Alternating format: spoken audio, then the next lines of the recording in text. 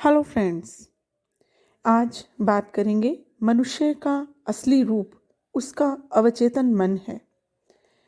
हम अक्सर यह सवाल सुना करते हैं कि हम पिछले जन्म में कौन थे, क्या थे और हमारी मृत्यु के बाद हम कहाँ जाते हैं। जीवात्मा जगत में क्या है, वो कैसा दिखाई देता है, यह सब कुछ हम क्यों भूल जाते हैं, हमें यह सब याद क्यों नहीं रहता। क्योंकि यह तो हम सब जानते हैं कि हम बहुत सारे जन्म ले चुके हैं, लेकिन हम यह सब भूल जाते हैं कि हम अपने पिछले जन्म में कौन थे, क्या थे और हमारी मृत्यु कैसे हुई। ईश्वर हमारे मन से उन स्मृतियों को मिटा देते हैं, लेकिन ऐसा नहीं है। हमारा अवचेतन मन जो कि इस समय सुप्त अवस्था में है, हमारे अवचेतन मन में सब कुछ, हमारा पिछला जन्म, उससे पिछला जन्म सब कुछ होता है, लेकिन हमारा इस जीवन में अवचेतन मन सुप्त हो जाता है, जिसके कारण हम अपनी पिछली यादों को भूल जाते हैं। हमारा अवचेतन मन हर एक चीज जानता है। हमारे साथ जो कुछ भी होता है वह शुरू से ही हमारे अवचेतन मन में अंकित होता रहता है।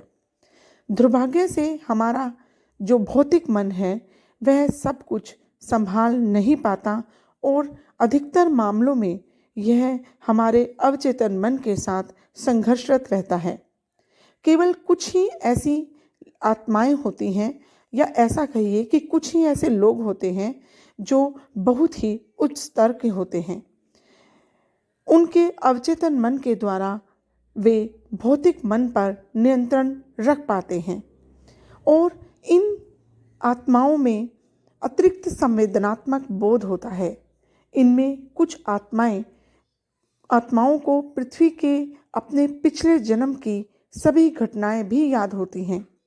उनमें कभी कभी अपने वास्तविक संसार अर्थात जीवात्मा जगत की स्मृतियां भी बनी रहती हैं, लेकिन ऐसा कभी कभी ही होता है।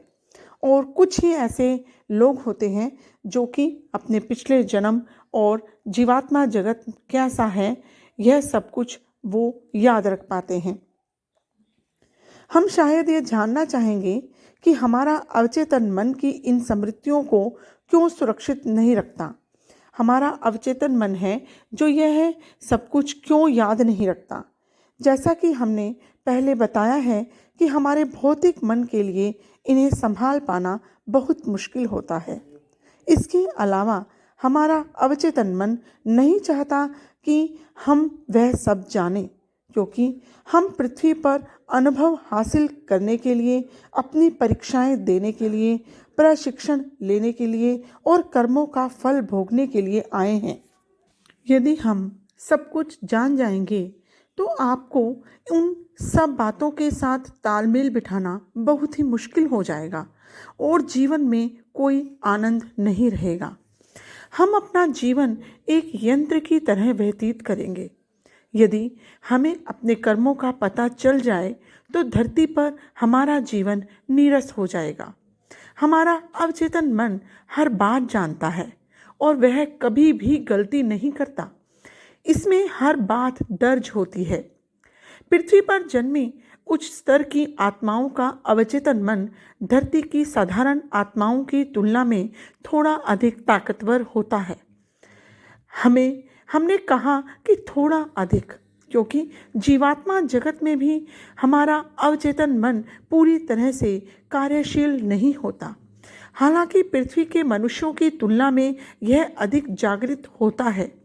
जीवात्मा जगत में केवल 7वें लोक के बाद ही हमारा अवचेतन मन उच्च क्षमता के साथ काम करता है।